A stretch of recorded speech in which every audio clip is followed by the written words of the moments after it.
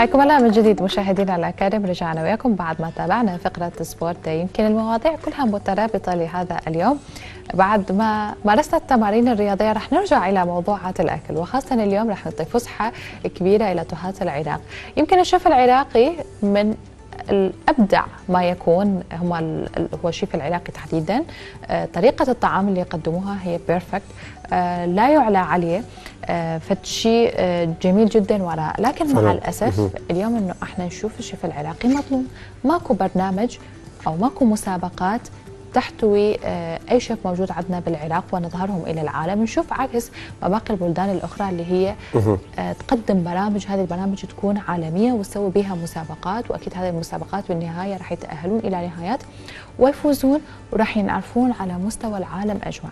احنا اليوم راح نعطي فسحه بخصوص هذا الموضوع. يعني فعلا يا زهراء، اليوم الشيف العراقي مبدع وبالتالي يحتاج الى الكثير من الدعم وتسليط الضوء على هذا الموضوع.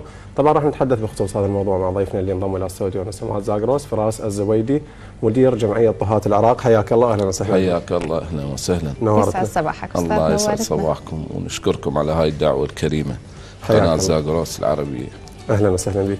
بدايه استاذ فراس، خلينا نتحدث عن سبب تاسيس هذه الجمعيه. والله سبب تأسيس هذه الجمعية هو فكرة صراحة الشيف محمد السوادي، وهو رئيس جمعية طهاة العراق.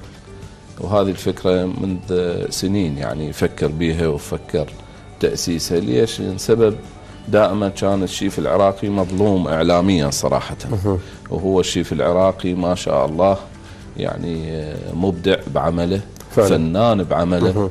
يعني شوف الطبق من ينزله تتفاجئ، بس يعجبك شلون نقول تاكله او تاخذ له صوره صراحه. فبهذه الامور دائما الشيف العراقي كان مظلوم. فصارت الفكره، واول ما اسس جروب واتساب جمع به الشيفات العراق. نفس الوقت يعني الشيفات اول شيء جمعهم شيفات العمالقه الكبار. فصارت بعدين أثناء المحاضرات وصارت دورات وصار نقاشات. المهم فدخلوا اتجهنا على مشروع تأسيس جمعية طهاة العراق. فتم تأسيسها من ضمن الأعضاء المؤسسين هم الشيف شاهين حاليا بريطانيا، تحياتنا له أخونا، والأستاذ خالد خنجر من عمالقة السياحة، والشيف سعد عودة، والشيف عرفان، والشيف آية الفتلاوي، والشيف عباس كاظم، والشيف محمد طارق، من عمالقة الشيفات. وتم تأسيس الحمد لله جمعية، وانفتح المكتب بالربيعي، شارع الربيعي. وصراحة بعد بس نريد نكمل الإجراءات القانونية. يعني هذا كله بجهود ذاتية؟ الجهود ذاتية. زين. إن شاء الله بس نريد نكمل الإجراءات القانونية. شوية أخرتنا بها، هي سببها كورونا. إحنا باشرنا بالموضوع قبل كورونا بشهرين تقريبا، فالتأخير صار سببه هو كورونا. فبس تكمل الإجراءات إن شاء الله راح يتم شلون نقول فعالية احتفال تتويج هم للشيفات المبدعين. نعم. وهذه كل التوفيق. الله يحفظكم. كل التوفيق يا ربي، وان شاء الله تستمرون بهذا الابداع، لان فعلا تستحقون اليوم هذا الدعم وهذا الابداع. وان كان بجهود ذاتيه، لابد اليوم انه يصل الى مجهود عام، وان تكون هنالك اكتساب من قبل الجهات المعنيه على انه يقدموا لكم الاشياء اللي تحتاجوها. خلينا نتحدث بعمق اكثر عن طبيعه هذه الجمعيه. لابد اليوم انه اكو شروط للانضمام لها. ما هي ابرز الشروط اللي واجب تتوفر بالشخص او بالشيف تحديدا حتى يقدر ينضم لها؟ الشروط اللي يدخل احنا عندنا بالجمعيه قبل كل شيء هو الاختبار. اختبار يعني انت هسه تلاحظين اكو الكثير يدعي انا هو الشيف. وهذا شويه يعني شلون نقول يسيء يعني سمعه الشيف العراقي. فدائما احنا سوينا ضمن برنامجنا ان الشخص اللي يدعي ان هو شيف يخضع عليه اختبار، يجي اختبار نختبره، نشوف اذا هو واصل مرحله الشيف راح يصدر له باج وتتحدد الصفه مالته. زين. لا مثلا يجيك يقول لك انا نقول خلفه، ان كان مسؤول قسم مقبلات او مسؤول قسم شرقي او مسؤول قسم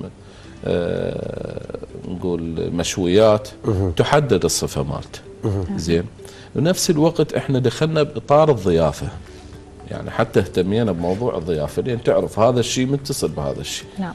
يعني المطبخ دوره يقدم، يبقى الدور الثاني هو للضيافة، طريقة التقديم، طريقة اقناع الزبون بهذا الطبق المميز. فهاي الفكرة. وقلت لك اكو شغلات هي مهمة كانت، يعني لو اطرح لك ذاك اليوم صارت مسابقة عالمية بخصوص المعجنات. فتلاحظ ان فازت 3 كيكات بالعالم، يعني تباوع عليها عجيبة غريبة. بينما هسه انا عندي بالجروب من المبدعين والمبدعات يعني تتفاجئ بهم، يعني وبخصوص النحت على الكيك. يعني اذا تجيك عيد ميلاد شخصيه او فشي، يعني اليوم الجمعيه منظم فقط الطهات اللي يخص موضوع الاكل، يعني حتى المعجنات والكيك المعجنات جميع طاهي جميعها. فهسه تشتغل لك كيكه مثلا الشخص نفسه تنحتها نفس الشغل وابداع. وعندنا عده مسابقات، وحاليا عندنا هو مسابقه بالصفحه مال جمعيه طهات العراق. نعم. يعني من المبدعين شيف منى، شيف عندك سرى، شيف يعني حتى بالشرقي شيف مع عبد الله الجبوري، شيف ماسه، يعني الكثير، ام صلاح، يعني اسف خاف ما اذكر الباقين. يعني مبدعين يعني لو تطب تشوف شغلهم على الصفحه تتفاجئ بهذا الامكانيه. طيب استاذ فراس، اليوم حضرتك اكيد تقدمون ايضا دورات وكورسات لكل شخص ممكن انه يرغب بانه يطور من وضعه بهذا المجال. نعم. فاحكي لنا عن هاي الدورات اللي تقدموها ورسومها، اذا كانت مجانيه او مقابل رسم مالي. حاليا صراحه مجانيه، الكثير عندي دخلوا علي على الخاص على الواتساب قالوا استاذ نحب ندخل عالم الطبخ، نحب ندخل عالم الحلويات، نريد نتعلم. فضفناهم بالجروب. احنا بالجروب دائما تصير عندنا محاضرات، ان كانت محاضرات بالضيافه، ان كانت محاضرات بطريقه الطبخ، او كان محاضرات مثلا بالمعجنات او بالشرقي. فاستفادوا. يعني عندي هوايه من الاخوان والخوات ما شاء الله هسه فتحوا بيجات وقاموا يشتغلون على البيج. ممتاز. يعني وبالاخص هسه يعني اكو انطلاقه قويه على طريق المعجنات، يعني الكيك والش اسمه، لان صراحه هو مربح كلش فعلا. فيتوجهوا لك به اكثر من يقول لك انا اتوجه بالشرقي واتعب. هذا هم يتونس به وهم تعرف عجينه السكر وهاي الامور، ونفس الوقت مربح. فهسه عندي الكثير بالعكس، يعني ما شاء الله فتحوا بيجات ووصلوا مرحله، يعني الحمد لله والشكر. ما شاء الله. فعلا اليوم بشوف بالذات يعني البنات انه هذا الموضوع ممكن يستفادوا من عنده من الناحيه الماديه، وتكوين فرصه عمل خاصه لهم، خاصه السيدات اللي ما يقدرون ممكن انه يزاولون باقي الاعمال خارج المنزل. خلي اتحدث بما انه احنا انطلقنا من مبدا الجمعيه وطريقه حتى الاشتراك بها، لابد اليوم انه تفكرون على المدى البعيد بانشاء اكاديميه خاصه بتعليم الطبخ. يعني بحد ذاتها هذه تعتبر خطوه، وخاصه لبعض السيدات اللي يتمنون انه يطبخون بطريقه بروفيشنال. طبعا كلنا نتمنى انه نوصل الى هذه المرحله، لكن تعرف انه شويه شويه واحد يتعلم، من خاصه البنات اللي مقبلين على الزواج اول سؤال تساله تقول انا ما اعرف اطبخ شلون. اليوتيوب يعلم مو ما يعلم، بس مو مثل ما انه واحد يروح وبايده يمارس هذه المهام. نعم. بخصوص الاكاديميه، احنا هذا صراحه هدفنا الرئيسي. لان احنا تعرفين لازم تسلك بالطرق القانونيه. انا باذن الله الاجراءات تقريبا يعني كملت، من تكمل وراح يتم الافتتاح الرسمي. نعم. راح تكون فعاليه كبيره يعني. ان شاء الله انتم مدعوين بها. شكرا. راح هدفنا الرئيسي هو الاكاديميه، والاكاديميه حتى محددين الموقع، يعني حتى المكان الحمد لله احنا مجهزيه. اجرنا مكان، يعني هم ناس دعمونا به صراحه، مو نفس الايجار القوي. وراح اجرنا مكان، راح يكون هذا اكاديميه خاصه للدورات. دورات، احنا الدورات اللي راح نشتغلها بالبدايه صراحه هي رمزيه. رمزيه شنو؟ يعني مجرد تطلع اجور الاستاذ المحاضر الشيف فقط. احنا لين قلت لك هدفنا وهو الشيف العراقي. احنا نريد يعني تكون نهضة قوية للشيف العراقي. يعني أنا ليش هسه من أروح أسافر أو أطلع وأطلع بالتلفزيون أباوع الشيف اللبناني، الشيف المصري، الشيف المغربي، الشيف التركي، بينما الشيف العراقي والله العظيم مو مجاملة، مبدع بمعنى الكلمة فعلا مبدع. يعني احنا كنا بالاخص العراقيين ذواقين ونحسين بالطعام، مو بسهوله نتذوق. يعني هسه بنروح نسافر راسا نقول يعني فدائما ليش اقول لك العراقي مميز؟ لان العراقي من يطبخ يعني يهتم باتفه الامور، يعني قد شيء ما يعني ما تحسب له حساب هو يهتم به. ان كان التوابل، ان كان هلقه التوابل بالاغرامات هذه الاكله هلقه، وقام ينتجون مبدعين. هسه انا عندي اعضاء بالجمعيه تدري قام خلطات الكنتاكي، خلطات الكنتاكي من الخلطات الغاليه عالميا، هسه من تطلع بسعرها يوصل $100 ويوصل $80. هسه هنا عندنا شيفات ما شاء الله ابدعوا. تقدر تعطينا خلطه بسيطه؟ اكيد نعطيكم خدمه، هم موجودين عادي. يعني ممكن نقدم خلطه بسيطه انه اليوم السيدات ممكن يستخدموها، لان انا واحده من الناس اللي احير بيها. احنا بالخدمه احنا راح نسوي لكم ان شاء الله. ممكن ترد لنا اياها حتى على جوده اي وحده تتابعنا تكتبها على السريع؟ مو احنا راح نعطيكم مفاجات اقوى. اوكي. لان اتفقنا اي اتفقنا ان شاء الله راح يوميا نبعث لكم شيف. حلو ممتاز. هذا الشيف راح يوميا يقدم لكم فد يجيب له اكله وياه ويشرح لكم عليه. احنا نعطيكم الخلطه نعطيكم اياها، بس راح تضيعون سر المهنه وتهجمونها هجم. راحت فلوس لقولها. طيب استاذ فراس، حضرتك ذكرت قبل قليل انه لما نسافر نشوف كثير من الشيفيه، واكيد من جنسيات مختلفه سواء المغربي والسوري والمصري وحتى اللبناني. اليوم كثير من المطاعم بغداد لما تتوجه حتى تتناول وجبه اكل باحد المطاعم في بغداد، بالتأكيد راح تلاقي كثير من الشيفية اللي هم أجانب. نعم. الجنسيات اللي ذكرتها قبل قليل. نعم. فهنا راح تبدي تسأل انه شنو السبب انه صاحب المطعم يفضل انه الشخص الاجنبي او الشيف الاجنبي على الشيف العراقي، مع العلم هو الشيف العراقي مبدع. نعم. والاكل اللي يكون مميز اللي يخرج من تحت يد الشيف نعم. العراقي. هل هو مثلا بسبب انه قلة اسعار الشيف الاجنبي، ام يعني شنو السبب؟ يعني حتى الناس لما يعرفون انه شخص ممكن اجنبي يشتغل بهذا المطعم راح يكون اقبال على المطعم اكثر. صراحة بالاخص بهذه الفترة صار التوجه، يعني تلاحظ اكثر المطاعم توجهوا على الشيفات الاجانب. يعني لو شوف شيف مثلا اردني، شيف لبناني، شيف سوري، مصري. اول شيء السبب تعرف ظروف كورونا. ظروف كورونا سببت مشاكل كبيرة بدول الخارجية، فقام الشيف من يجيك المصري يجيك بسعر كلش رخيص. فأبو المشروع يتوجه وين؟ يتوجه على الشيف، مثلا يجيك شيف مصري وتعبان على روحه ياخذ $800. يعني اليوم موضوع اختيار الشيف موضوع مادي او اقتصادي؟ لا ماديا، بينما بس ثق امانة. يعني انا احكي لك انا مجرب الشغلة، احنا اختصاص مطاعم ونشتغل مطاعم وعندنا مطاعم. نعم. ثق ايش قد جبنا ايدي عامله، اتجهنا غصبا ما علينا على العراقي. الله شاهد، الله شاهد. ان كان خدمه، ان كان مطبخ، ان كان حسابات بالمطعم، والله مبدعين فعلا. الله شاهد مو مجامله. عندي بعض اصدقائي من العرب يشتغلون عندنا بالمطاعم مميزين، بس انا اكون صريح، انا ادعم بلدي. طبعا تحياتنا لهم. الله يخليك. بالتاكيد احنا اليوم مو غايتنا انه نفضل ناس على ناس، لكن اليوم الايدي العامله العراقيه موجوده ومبدعه. لذلك اليوم يعني احنا مو استنقاصا من كل الجنسيات اللي ممكن انه تعمل داخل البلد، لكن ما دام العراقي مبدع وصاحب افكار وصاحب ايدي عامله، لذلك اليوم احنا نشجع ايضا على انه ابنائنا هم اللي يمارسون هذه الاعمال. اكيد اكيد صحيح. هسه انا اعطيك مثل، قلت لك انا ذيك مره احتاجيت شيف مقبلات، الله شاهد جبت 3، يعني حد ما حصلت عراقي.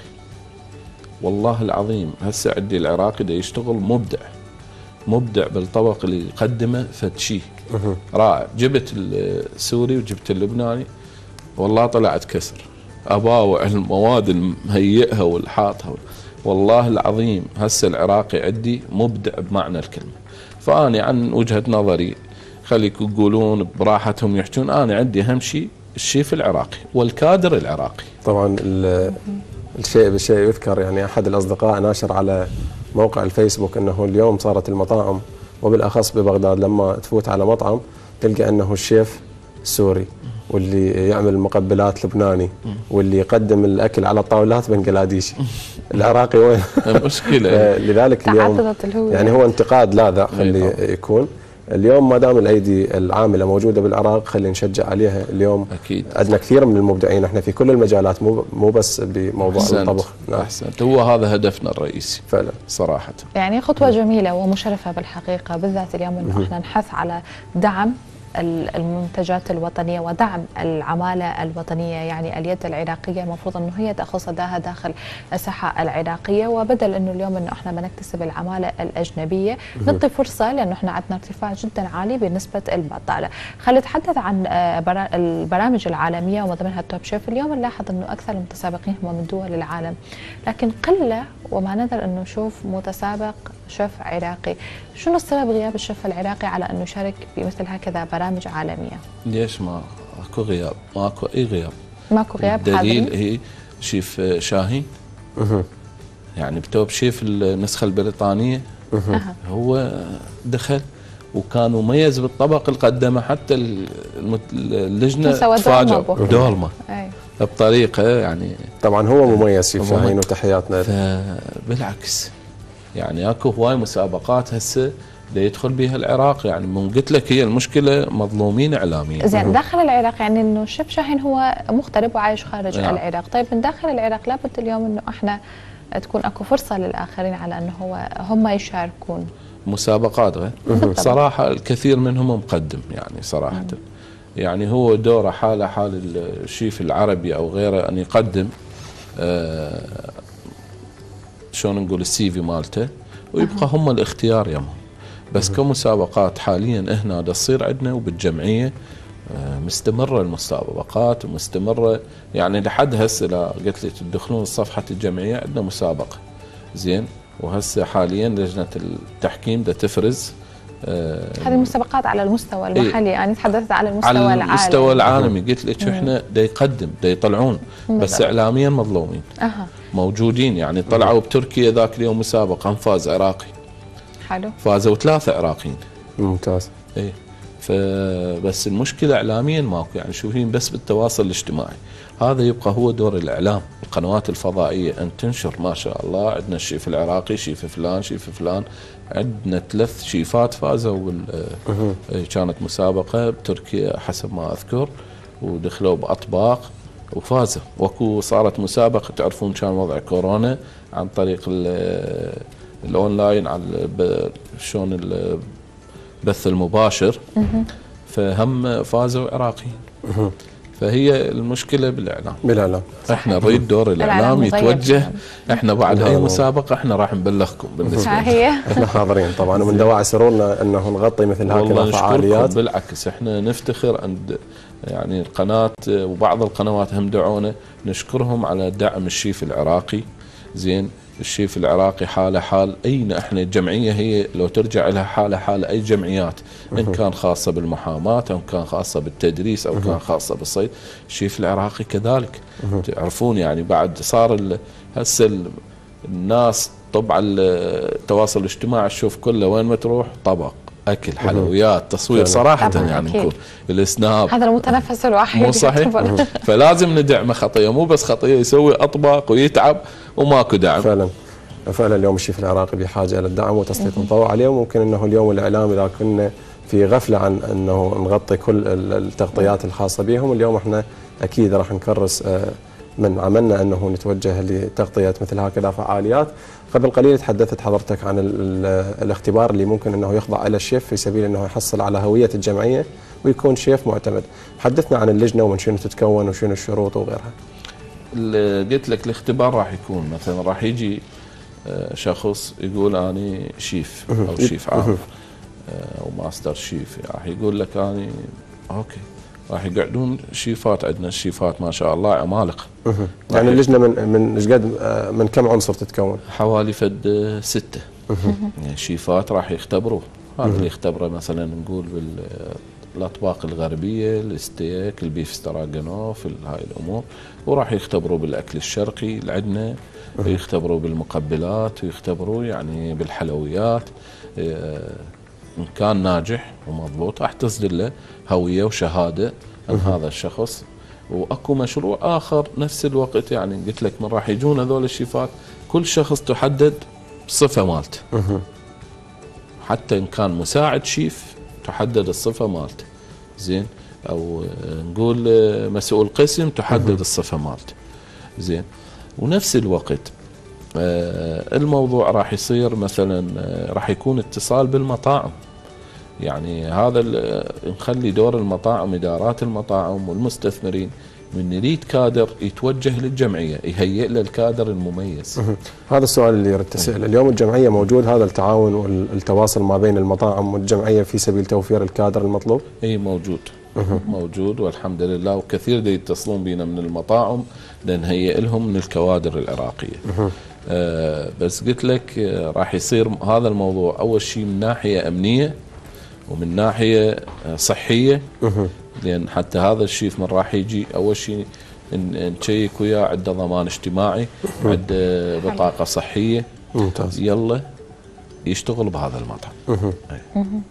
جميل جدا. يعني بنفس الوقت انه هو دعم للشيف وراح تضمن حقوقه طبعا، وبنفس الوقت انه انتم راح توفرون فرص عمل للاخرين. اكيد. طيب شيف، اليوم انا اتحدث بالنسبه للهجره خارج العراق، هل بالامكان اليوم ان الشيف يجد مكانه خارج العراق، او نسبه المقبوليه لدى الغرب على انه الشيف العراقي يكون داخل المطبخ الغربي؟ الكثير من الشيفات العراقيين هسه هم مميزين خارج البلد. الكثير فعلا، الكثير. عندنا بامريكا، عندنا ببريطانيا، حتى في دول اوروبا. عندي بالمانيا هسه عندي شيف سرى. شيف سرى من المميزين، وسبحان الله يعني عندها طموح. يعني اثناء ما هي هسه شيف مطبخ، شيف مطعم، نفس الوقت تدرس يعني شنو هم بعالم المطبخ، تاخذ شهادات، تدخل. وما شاء الله ذاك يوم حتى شلون بالجروب سوينا لها حفله بسيطه نجحت. عندنا شيف رباب بريطانيا، زين. وعندنا قلت لك شيف شاهين هم ببريطانيا، وعندنا شيف من المميزين شيف سرمد هم بامريكا. يعني عندنا الكثير من المبدعين. يعني هنا مقبولية الطبق العراقي لدى الشخص الغربي أصبحت نمبر 1 لأنه هو محبين للأكل العراقي، لأنه احنا كنا مستحيل الرفض عند أحد. أكيد. بس أكو من الدسم، يعني أكيد هو الدسم هو اللي يقدموه. الشغلة الحلوة بالشيفات اللي عندنا العراقيين، يعني شلون قدم شيف شاهين الدولمة. احنا تعرف ما صرف إنه ما الدولمة تجينا حبات بس هم نزل لهم الطريقة حلوة كبرستيج واتاكيت وستايل حلو. فهناك من يتقدم مثلا هسه بألمانيا غيرهم من يقدم البرياني يقدمه بغير طريقة، بكبسة بسيطة ويحط وياها قارنش، ترتيب حلو. والتشريب شلون؟ التشريب بعد هم كل شيء يرهم. يعني تعرفين الأهم شيء هو الترتيب. صح. هو ليش الطبق؟ ترى الطبق لوحة. بالطبع. الطبق لوحة انت تتفنن به وتقدمه بطريقه. فعلا. احنا عندنا مثلا اهلنا يقول العين تاكل. فعلا. دائما انت الطبق من تشوفه حلو، ستايله حلو، وهذا بس يعجبك تاكله. فهذا الطبق العراقي ما له مثيل حاليا. يعني العرب يشهدون لهذا الشيء والغرب يشهدون هذا الشيء، لأن أول شيء العراقي نفسه طيبة بالأكل طبعا صراحة. طيب قبل يومين يعني حدثت فد احتفالية داخل العاصمة بغداد تعود للطهاة العرب بشكل عام، كانت لكم مشاركة لجمعيتكم بهذا الاحتفالية؟ طبعا كان لنا دعوة وتوج هم الشيف محمد السوادي من ضمن طهاة العرب. هي فكرة طهاة العرب احنا نتشرف بيها، هم شغلة حلوة ومبادرة حلوة. وجينا يعني نقول بالمؤتمر، وصار اكو بعض الغلط. يعني اكو هواي اتصلوا بي وعاتبوني ليش ما دعيتونا وليش ما يابا احنا مدعوين. هي فكرة طهاة العرب يسوون يعني بكل الدول يخلون عندهم شخصيه يعني هنا بالعراق هم تدعم يعني الشيف العراقي يعني هي فكره حلوه، بس احنا فكرتنا غير. احنا فكرتنا جمعيه رسميه خاصه بالشيف العراقي بالطاهي العراقي. وما يميزها انه توجدوا لهم انه فرص عمل ايضا. تفرق. احنا جمعيتنا هي حمايه الشيف العراقي داخل وخارج العراق، مو بس داخل وخارج العراق. حلو. يعني انا من يصير عندي راح تتاسس الجمعيه ويصير امور، راح يصير عندنا مسابقات خارج العراق. طيب خارج العراق ما عملنا تعاونتوا حتى تقدرون تضمنون حق الشيف العراقي اللي هو خارج العراق تحديدا الشخص المغترب يعني؟ مو احنا الدوله راح يكون هناك، راح يكون عندنا من هناك شخص مندوب. حلو. اكيد يعني هسه قلت لك مثلا بريطانيا عندي، بالمانيا عندي شيفات. انا من راح يكون اكو هناك عندي فعاليه او مسابقه، انا راح يكون عندي هناك المندوب.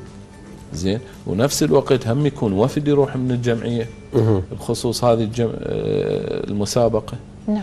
فقلت لك الدعم الشيف داخل وخارج العراق، كان حقوقه كان اموره، وهي الجمعيه من راح تسجل بالدوله راح تصير شيء رسمي. نعم. فاحنا قلت لك يعني يفرق عن الاخوان بطهاة العرب، ونسال الله لهم التوفيق. احنا كنا يعني ان شاء الله عرب وكنا نفتخر بهذا الشيء، بس احنا هدفنا يفرق، هدفنا جمعيه طهاة العراق وهو الشيف العراقي نمبر 1. نعم. طيب استاذ، كجمعيه تاسست قبل 7 اشهر. نعم. اليوم ايش قد قبل كورونا بشهرين. قبل كورونا بشهرين يعني اكثر من 7 اشهر. نعم. طيب ايش قد عدد الشيفيه اللي موجودين بالجمعيه حاليا؟ حاليا عندنا حوالي بال 600 شيف او 700 شيف. ما شاء الله. كلهم خضعوا للاختبار اللي تحدثت عنه؟ مو كلهم، لا. حاليا قلت لك من يصير الافتتاح الرسمي ويتوج راح يكون اكو اختبارات، لان احنا ما نقدر نصدر هسه باج واحنا ما ماخذين الموافقه من الدوله. تعرف احنا قلت لك اهم شيء الاجراءات القانونيه. انا تكمل الاجراءات راح يكون اكو اختبارات، راح اني اقدر اصدر باج خاص بالجمعيه او هويه تعريفيه. انا عندي موافقه من الدوله. يعني هي اذا اصبحت رسميه يعني الى اي جهه راح تكون منتميه او تابعه؟ هي هيئه السياحه؟ مو السياحه، لا. هيئه الخاصه بال شلون نقول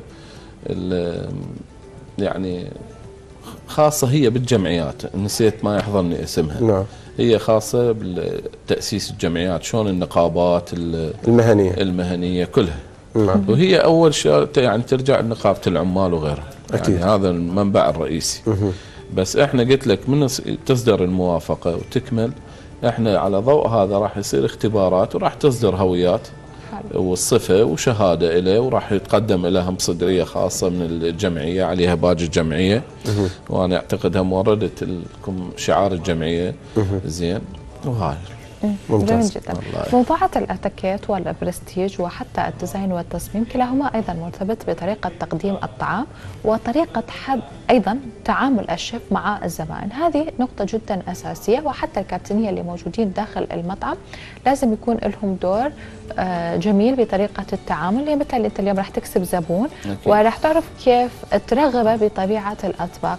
هنا لابد ايضا ان تكون البعض من الدورات تقدموها بالنسبه للمشتركين بهذه الجمعيه، او حتى بالنسبه للمقبلين على الاشتراك او اللي حاب يدخل دوره بزياده المعرفه والثقافه بخصوص هذا الموضوع تحديدا. اكيد يعني حسب ما قلت لكم قبل شويه، قلت لكم احنا نفس الوقت احنا ندعم الضيافه. صح، تحدثت في هذه النقطه. لان هذا الشيء متصل بهذا الشيء، وهذا الشيء مكمل لهذا الشيء. راح تجيبون يعني خبير مختص بهذا اكيد الموضوع. عندنا هسه احنا من ضمن المؤسسين الاستاذ خالد خنجر. استاذ خالد خنجر عملاق من عمالقه السياحه. الكثير تخرجوا من عده من الطلاب، وهسه ما شاء الله تلقيهم مدراء فنادق او مدراء صالات او مدراء مطاعم.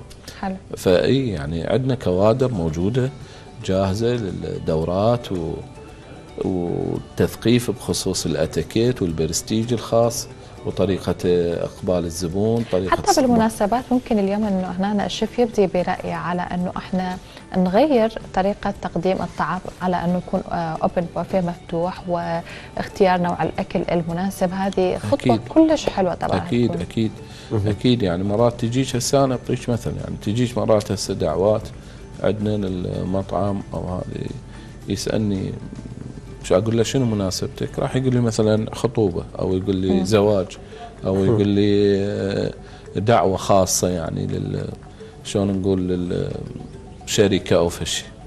أقول له أنا ممكن يعني أعطيه الأفكار، أقول له أنت لا، إذا هالقد عددك وهيك الناس اللي راح تحضر لك، سوي لك أوبن بوفيه نرتب لك بيه ترتيب خاص زين.